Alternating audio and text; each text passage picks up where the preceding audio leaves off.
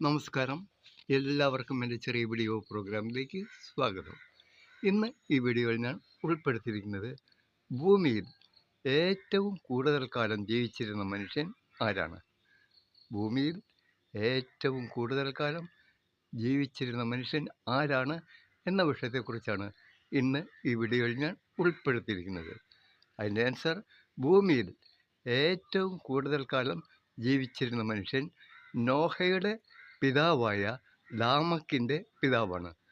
നോഹയുടെ പിതാവായ ലാമക്കിമിൻ്റെ പിതാവാണ് ഭൂമിയിൽ ഏറ്റവും കൂടുതൽ കാലം ജീവിച്ചിരുന്ന മനുഷ്യൻ. അദ്ദേഹത്തിൻ്റെ പേര് മെത്തുശലഹി എന്നാണ്. മെത്തുശലഹി എന്നാണ് ഭൂമിയിൽ ഏറ്റവും കൂടുതൽ കാലം ജീവിച്ചിരുന്ന മനുഷ്യൻ്റെ പേര്. അദ്ദേഹം 969 വർഷം വരെയാണ് ജീവിച്ചിരുന്നത്. അദ്ദേഹത്തിൻ്റെ ആയുഷ്കാലം 969 വയസ്സായിരുന്നു. ഇത് രേഖപ്പെടുത്തിയിരിക്കുന്നത് ഉൽപ്പത്തി പുസ്തകത്തിലെ 5-ാം അധ്യായം 27-ാമത്തെ തിരുവചനമാണ്.